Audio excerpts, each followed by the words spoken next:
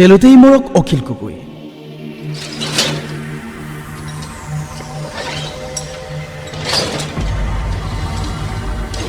ঐ চৰকাৰ, চৰকাৰ, উজ্জ্বল আৰু ঋতুৰ জ্যোতি আকৌ উভতি আহিল।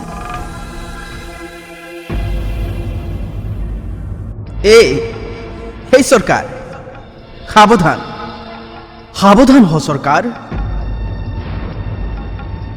চাল্লা পদূলিয়ে পদূলিয়ে আই বাই ভনীৰ ধৰ্ষণ হৈছে, বলাৎকাৰ হৈছে। চাল্লা গলিয়ে গলিয়ে হাজাৰটা অভিনীলক বাৰে বাৰে হত্যা কৰা হৈছে। চাল্লা অঞ্চলে অঞ্চলে ভাই ভাই হিন্দু মুছলিমৰ কুৰুক্ষেত্ৰ হৈছে।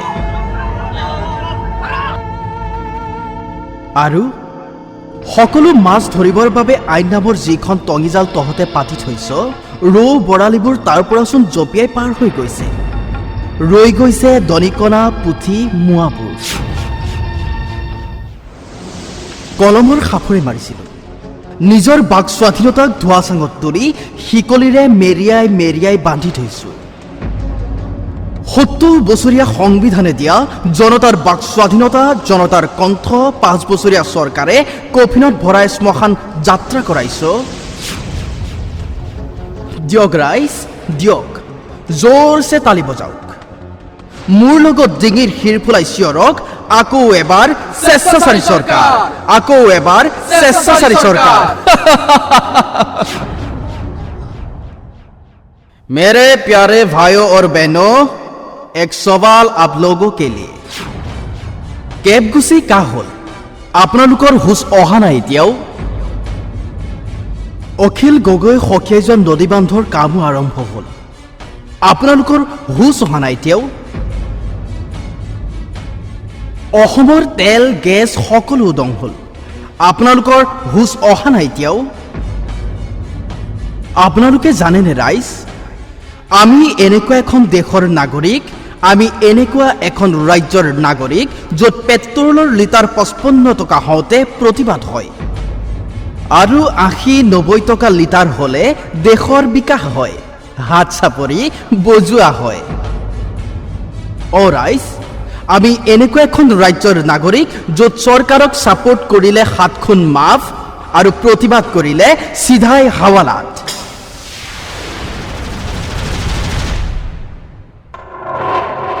আমি এইখন ৰাজ্যৰ নাগৰিক। ৰাইজ, আমি এইখন ৰাজ্যৰ নাগৰিক য'ত শিল্পীৰ পৰাও টেক্স লোৱা হয়,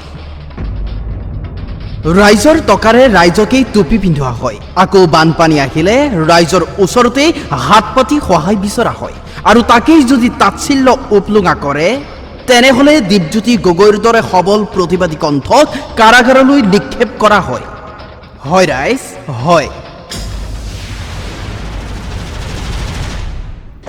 আমি এনে এখন ৰাজ্যৰ নাগৰিক য'ত ধৰ্মীয় গোড়ামীৰ পূজা কৰি ধৰ্ম নিৰপেক্ষ দেশদ্ৰোহী সজোৱা হয়। ৰাষ্ট্ৰদ্ৰোহৰ অপৰাধত দীপজ্যোতি এতিয়া কাৰাৰুদ্ধ। কবিতাটোত দীপজ্যোতিয়ে বিচাৰিছিল কাৰাৰুদ্ধ নেতা অখিলৰ মুক্তি। মই জানো ৰাইজ, আপোনালোকেও জানে এইবোৰ কথা। তেনেহ'লে কি চাই আছে ৰাইজ? জাতি মাটিৰ গুণ গোৱা, কৃষকৰ বাবে চকুলো টুকা অখিল গগৈ মৰক দিয়ক জেলতেই, আপোনাৰবোৰ কি আহে যায়? আপোনাক মোক হাজাৰটা ভুৱা প্ৰতিশ্ৰুতি দি ৫ বছৰলৈকে আকৌ গাদী ল'ব বিচৰা ভণ্ড শাসকৰ দল আছেতো এতিয়াও জীয়াই, তাকো খোলা হাৱা খায়। অখিল গগৈনো কি কৰিছে অসমৰ বাবে? অৰ্কিড পাৰ্ক খুলিলে, সেইটো আৰু কাম হ'লনে? বাগজানৰ জুইটো অখিলৰ বাবেই জ্বলিল, ৰঙা নদীৰ বানপানী অখিলৰ বাবেই হয়, সোৱণশিৰিক ভেটা দিয়াৰ কি প্ৰয়োজন আছিল অখিলৰ? ৰাইজৰ আৱেগ আন্দোলনক বুঢ়া আঙুলি দেখুৱাই কেবক কা অখিলেই কৰা নাই জানো? উত্তৰ পূবৰ জৈৱ বৈচিত্ৰ্য ধ্বংস কৰাৰ পৰিকল্পনা জেলৰ ভিতৰৰ পৰাই অখিলেই কৰি আছে নহয়নে?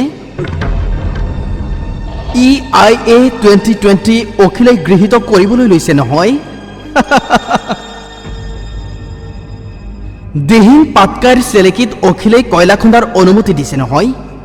মই জানো ৰাইজ, আপোনালোকেও জানে দিয়ক তেনেহ'লে জেলতেই মৰক অখিল গগৈ।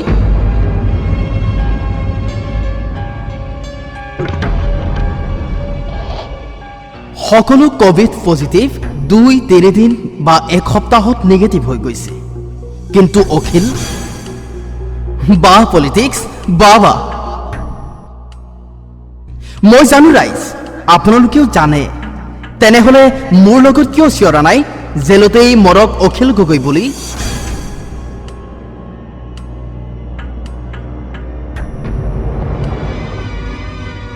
বেছি নকওঁ দিয়ক ৰাইজ, এয়াতো ৰাইজৰ বাবে ৰাইজৰ চৰকাৰ নহয়। আনন্দ হোৱা নাই কাৰোৰে। 21ত হয়তো আকৌ কোনোবা ৰাষ্ট্ৰীয়তাবাদৰ নেগুৰত ভণ্ড শাসকৰ দল আহিব। একেই স্বেচ্ছাচাৰিতা, একেই আইন, মাথো সলনি হ'ব বৰবৰীয়াবোৰৰ মুখবোৰ। এটা কথা মন কৰিব ৰাইজ, ফ্লাই অভাৰৰ দেৱালত অখিল গগৈক অংকন কৰাৰ বাবে কাৰাগাৰৰ অন্ধকাৰ কোঠৰীত বন্দিত্ব অৱস্থাত আজি শিল্পী। হেণ্ডকাপৰ মাজত শৈল্পিক চেতনাবোৰ। এতিয়া হয়তো জেলতেই মৰক অখিল গগৈ বুলি কোৱাৰ বাবেই উজ্জ্বল জীৱন আৰু ঋতু হৈ যাব পাৰে ৰাষ্ট্ৰদ্ৰোহী। ৰাইজ, যোৱাৰ আগত মাত্ৰ এবাৰ কৈ যাওঁ ৰাইজ, 830 টকাৰ বাবদ আপোনালোকৰ মূৰবিলাক বন্ধকত নথব, চিন্তাবোৰ বিক্ৰী নকৰিব।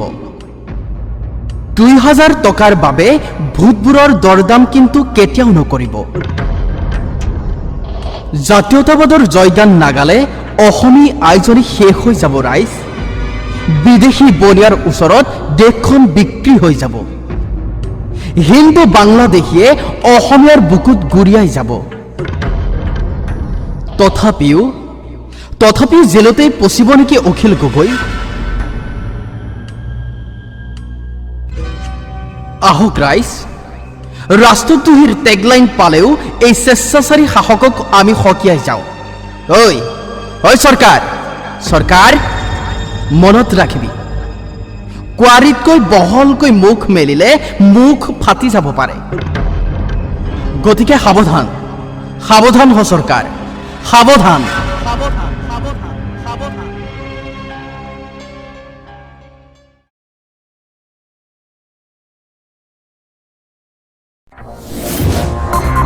Don't forget to like, share and subscribe my channel.